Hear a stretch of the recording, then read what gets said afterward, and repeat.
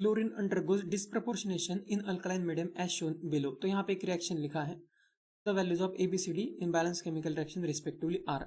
तो इस क्वेश्चन में हमें रिएक्शन तो बैलेंस करना है, लेकिन सबसे आसान तरीका इसमें यह होता है कि बैलेंस करने से अच्छा है ऑप्शन चेक कर लेना, उससे टाइम सेव हो जाता है। तो यहाँ पे A, B, C और D के वैल्यूज चारों ऑप्शन में हमें दिए हैं।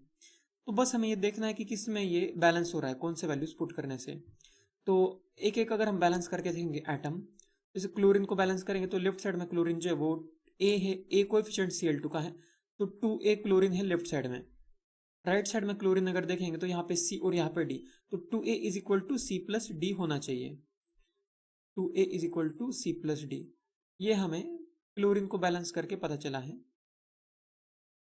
बस हम ऐसा चेक कर लेंगे हर एक ऑप्शन में कि 2A is equal to C plus D, इसका डबल जो है वो C प्लस डी का एडिशन होना चाहिए। तो 2 इज इक्वल टू 1 प्लस 1, ये भी सही है। 2 is equal to 4 is equal to 1 plus 3, ये भी सही है। तो इसका डबल जो है वो 6 इज इक्वल टू 4 प्लस 2, ये भी सही है। और इसका double 4 is equal to 1 plus 3, ये भी सही है। तो इससे तो कोई ऑप्शन जो है वो कैंसिल नहीं हुआ, क्योंकि ये जो है वो सारे ऑप्शन में फॉलो हो रहा है। तो फिर किसी और दूसरे एटम को चेक करके देखेंगे। ओ को, ऑक्सीजन को अगर चेक करके देखेंगे, लेफ्ट साइड में ऑक्सीजन है B, राइट साइड में ऑक्सीजन है, यहाँ पे है C, और लास्ट में यहाँ पे है ये H2O होगा, यहाँ पे है H2O। तो यहाँ पे ऑक्सीजन अगर हम देखेंगे राइट साइड में तो वो है C प्लस 1, तो B is equal to C plus 1 होना चाहिए। तो B is equal to C plus 1 यहाँ पे है, B is equal to C plus 1 यहाँ पे है, यहाँ पे नहीं है, और B is equal to C plus 1 यहाँ पे नहीं है। तो इससे दो ऑप्शन कैंसिल हो गए।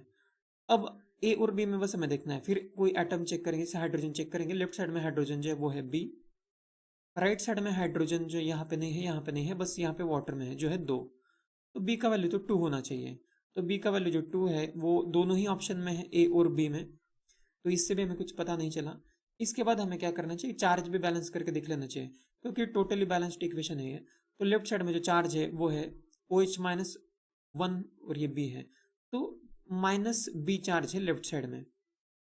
-1 जो है वो B आयन से उस तरह से। राइट साइड में अगर देखेंगे तो -1 के ये C एटम्स और -1 के D एटम्स, तो minus of C plus D इतना चार्ज है राइट साइड में। तो minus of C plus D इतना चार्ज राइट साइड में है। तो इसका मतलब है कि B is equal to C plus D होना चाहिए।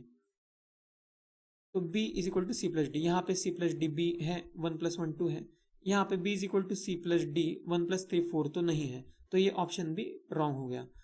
तो इसका ऑप्शन बस A बचा है। तो हमने बस चेक किया है कि क्या नंबर पुट करने से सब कुछ बैलेंस हो रहा है, एटम भी चार्ज भी। तो A ऑप्शन से सब कुछ बैलेंस हो रहा है, तो इस क्वेश्चन का आंसर लिखेंगे A।